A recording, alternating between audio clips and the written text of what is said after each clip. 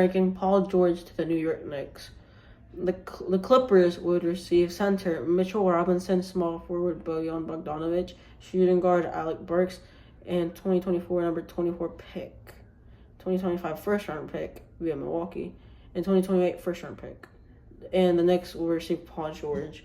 I think it's giving up an awful lot for a guy who's his age. I mean, I think for the Clippers, it's more beneficial than the Knicks because Paul George gets injured so often. And also, they're giving up Mitchell Robinson and Bojan Bogdanovic. Like, those are good shooters and a good center. Yeah.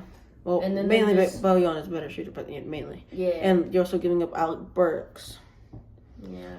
And then you're just giving up picks that you could Two first-round picks. That you could use in the future to get... 3 first-round picks, that you could use in the future.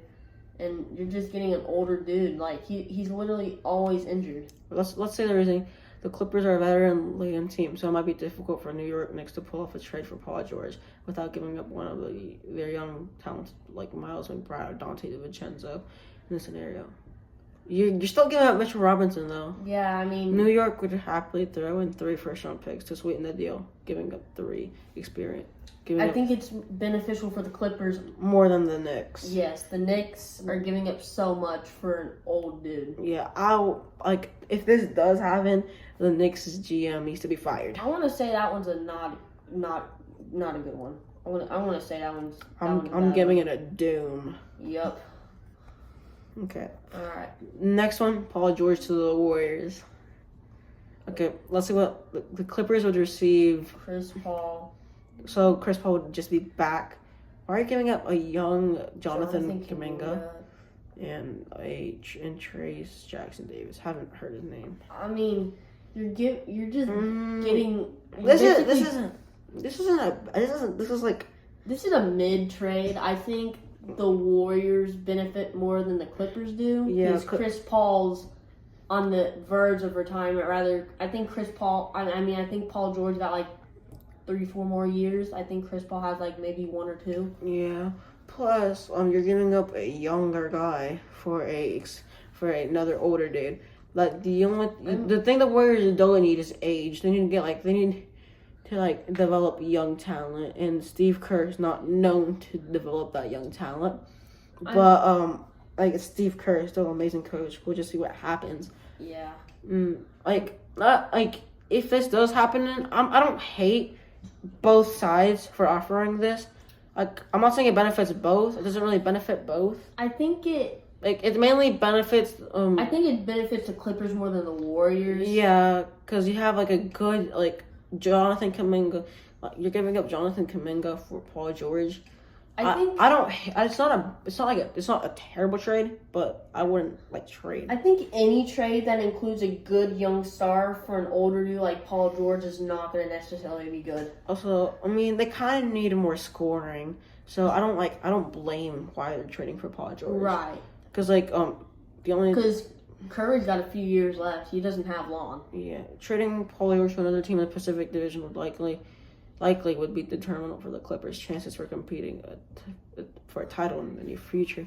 So the team would likely be seeking a sustainable return. I would prefer taking Chris Paul out of that and putting Klay Thompson.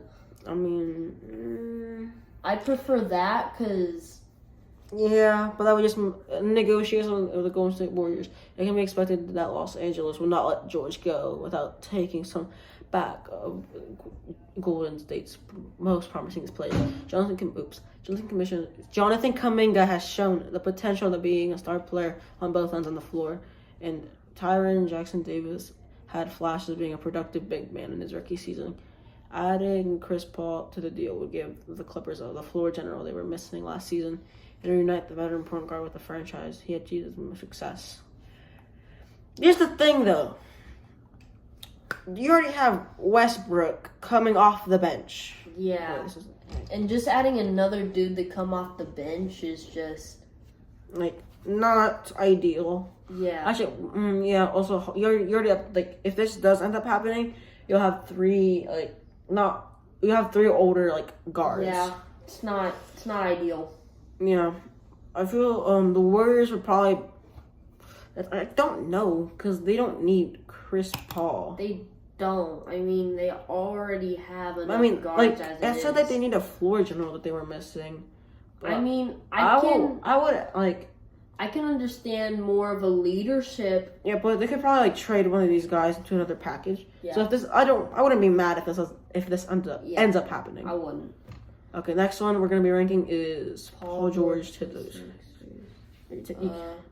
Alright, let's go down. The Clippers received center Paul Reed, 2024 number 16 pick, 2026 first round pick via OKC, Houston, or is it protected? Los Angeles, I think. It's probably protected. Yeah. 2028 first round pick, 2028 first round pick via LAC, 2029 first round pick via LAC. And the Sixers receive Paul George. Wait, how much picks is that? Okay, number 16. Okay, that's 1, 2, 3, 4, 5. I mean, that's 5.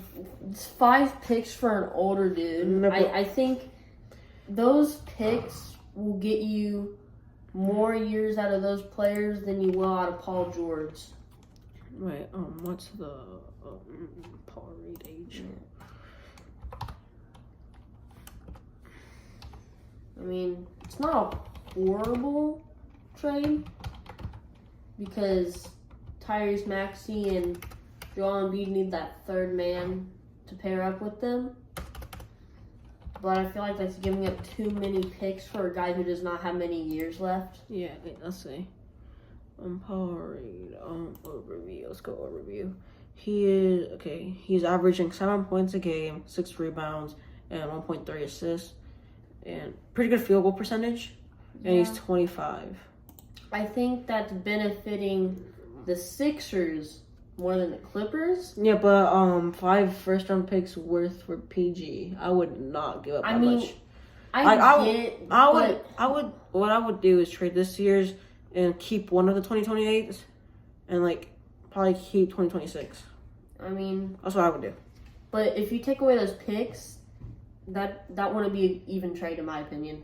Yeah, but in my opinion, are all those picks really worth for Paul George?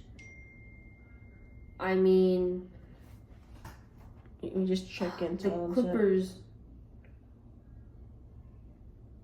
I mean, the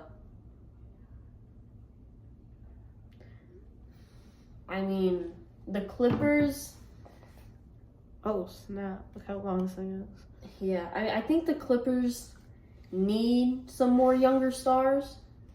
So I think those draft picks would do them good. And outside of Nicholas Batum, you'll have you can have a backup center. Right. Well, I don't know. But I get what you're saying about the Sixers just getting Paul George, who's a very much older dude who does not have many years left. Mm-hmm. But the Joel Embiid and Tyrese Maxey need a win now team. Well, here's the thing. I forgot Nicholas Batum is now in the 76ers. Also, they might lose Tyrese Maxey in the offseason. No, I forgot they made the trade. Right. Tobias Harris, Kyle Lowry, Buddy Hield, Kelly Oubre. Notice how notice how these are the only players that aren't going into free agency, unrestricted free agency. The only thing is getting Paul George, who's very injury prone, and having Joel Embiid, who's very injury prone, is basically selling your team. Yeah. Also, I don't know if Paul Reed stepped up whenever Embiid was injured. Yeah. Without those players available to include in a deal for George. Tobias Harris, Kyle Lowry, Buddy Hield, Kelly Oubre, Nicholas Batum, Robert Covington, and Anthony Melton are going into free agency. So without these picks, it'll be hard to get Paul George. Yeah. Maybe taking an unpredicted amount of first-round picks to convince the Clippers to deal with one of their top stars. Oh, okay. Hearing that actually cleared their mind. It actually kind of makes sense. Yeah, because they don't have the 76ers don't have a lot to deal out with. Yeah. But okay. All right. Next up, the Sixers are desperate for postseason success. Yeah. Star center Joel Embiid has yet to advance past the Eastern Conference semifinals in his career. So they would would have no problems giving up future assets to build a contender for the next year. Here's the only thing, though. I mean, I prefer, instead of getting Paul George, the Sixers get Jimmy Butler. Oh yeah, reunite. They had good chemistry. Exactly. So the only thing is, it'd be hard to get him out of Miami. He wasn't happy with the coaching and stuff. I think since they now have Tyrese Maxey, you pair those three up. When Joel Embiid's gone, Jimmy Butler can carry. I mean, in the playoffs, Jimmy Butler's known for being that guy. Unlike Joel Embiid, which turns out to be that guy that gets eliminated in the second round. Right. So that would definitely help him a lot. I mean, I don't hate the trade, but it's not a great one. I give this trade a 4 out of 10. Yeah. The next one. Paul George to the Thunder. Another. Wait, no, never mind. Pair him up with Alex Caruso. A previous team. I mean, they need a power forward. They don't really need a small forward. All right.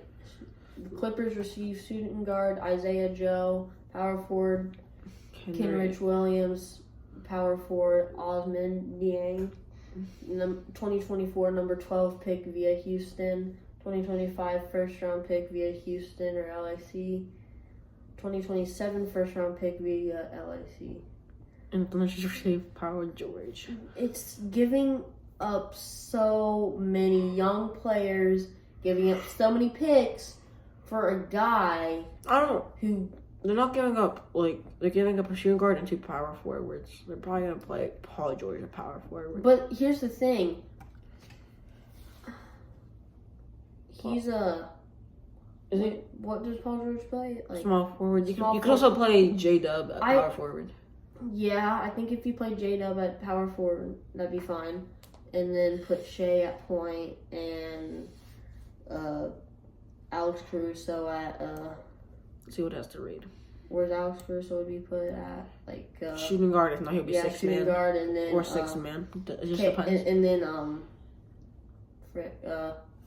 rookie. Dang it. J-Dub? No. Which rookie? Chet? Yeah, Chet. And then you put Chet at center. That'd be a great starting 5.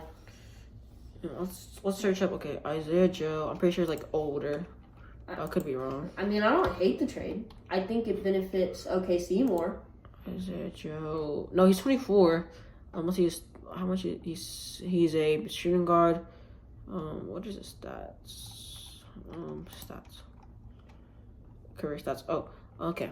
He's averaged 8 points this season. He's averaged 8 points, 45% from. He's a good 3-point shooter. He is. That's good for the Clippers because Paul George is not a horrible 3-point shooter. Yeah.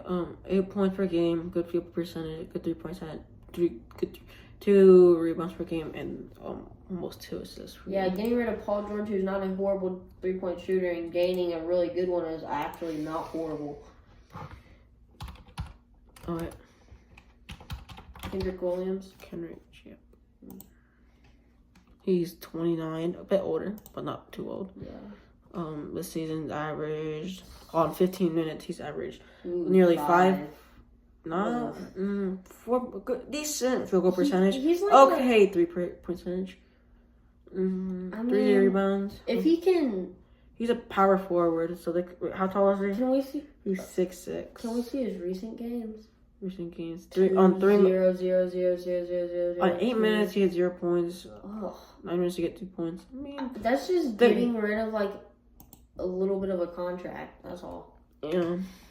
Usman Dieng. I feel like that guy's. I think I've heard his name before.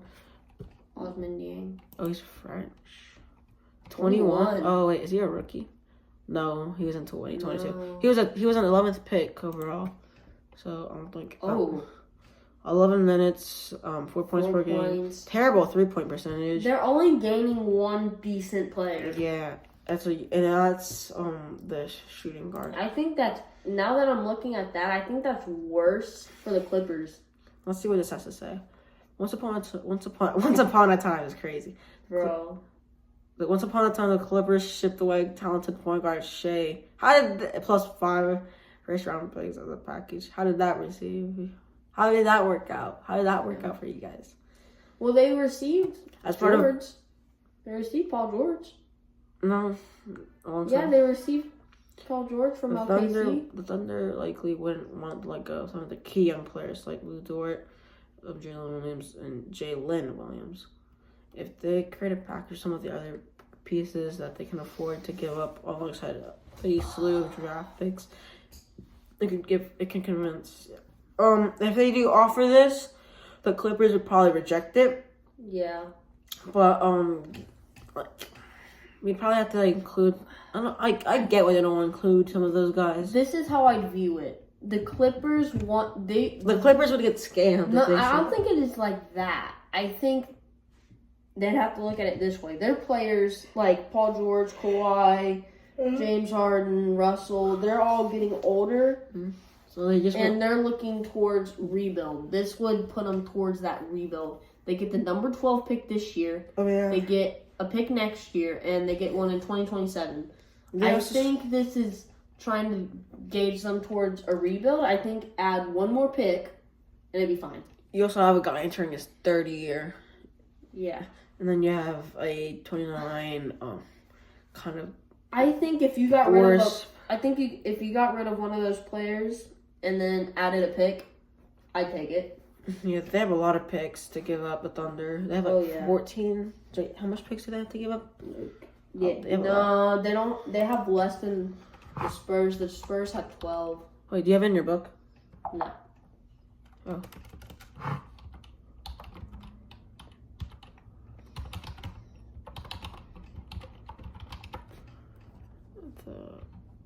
Wait, what did I press?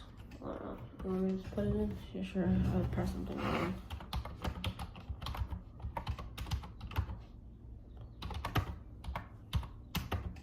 I got it.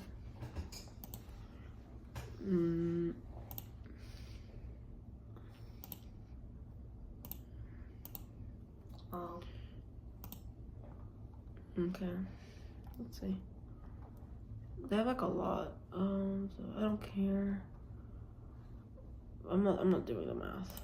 Yeah. I know they have a lot. All I know is that they have about as much as the Spurs do. I'm looking at images. Probably there.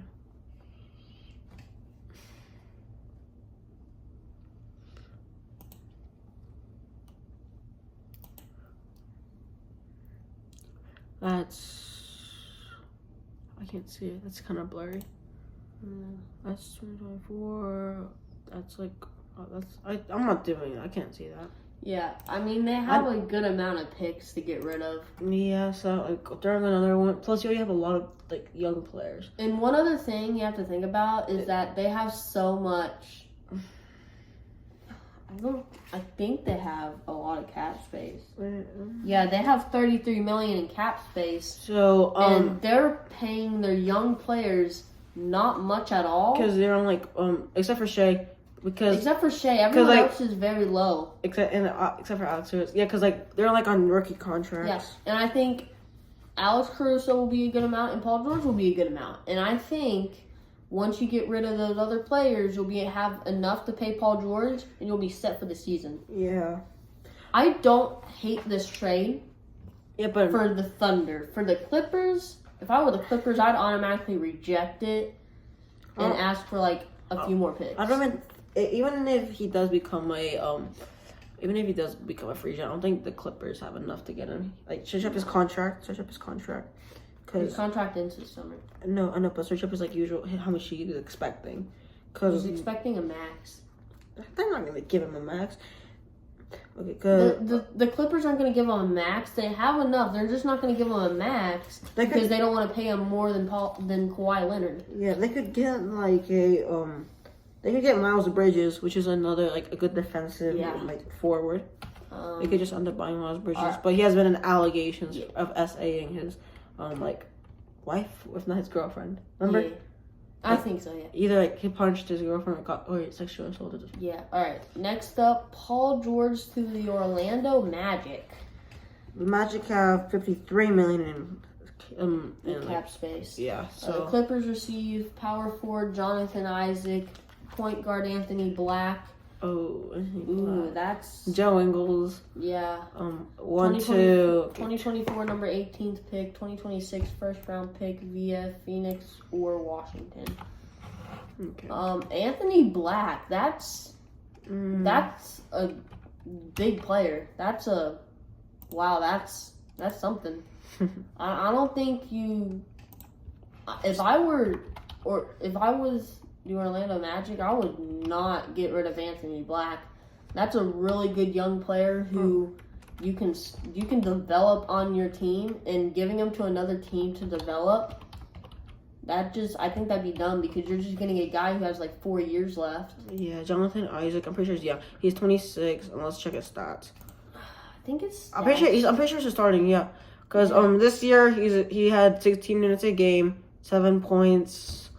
51, not good. 3-point shooting, 4.5 rebounds, half an assist, and like more than half a steal. See, I don't hate this if I'm the Clippers because you're trying to veer to rebuild. You are looking towards the future. Oh yeah, plus you have a aging Joe Ingles, but he's not Terrible. He's on the Orlando Magic. Oh, never mind.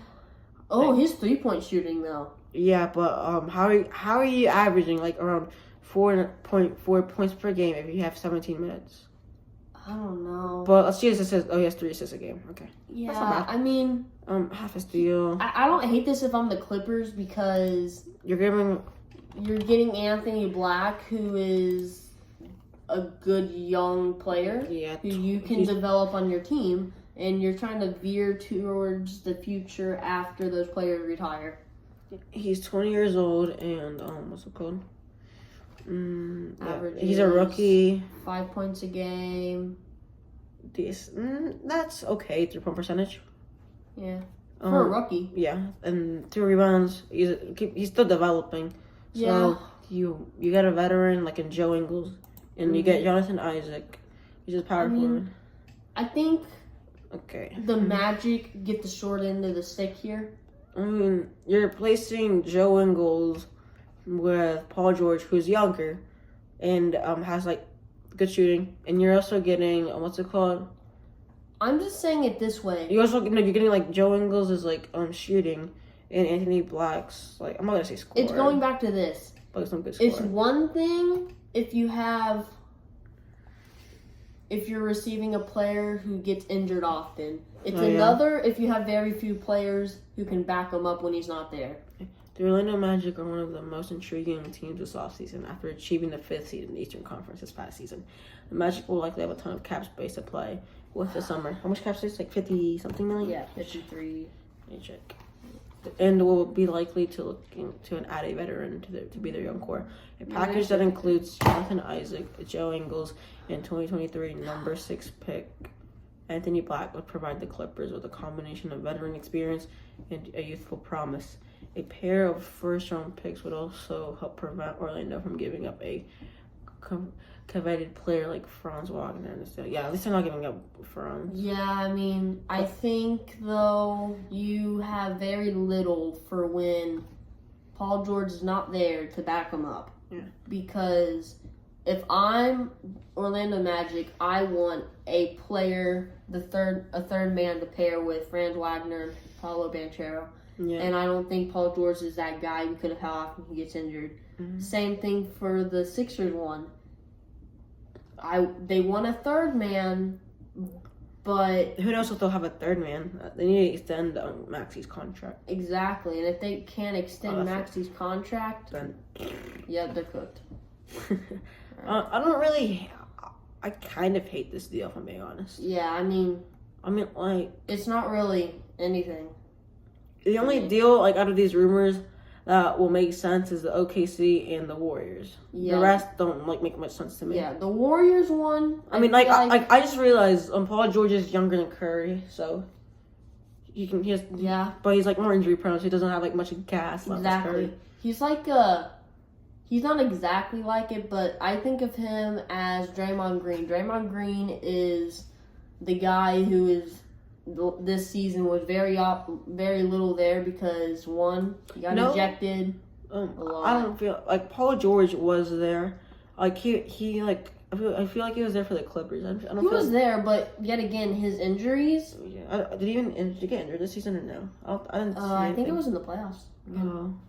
But I'm just thinking towards the future. Like, let's say he does get traded to the Warriors. The Warriors need a forward, but giving up Jonathan Kuminga would not be like. Well, that is it.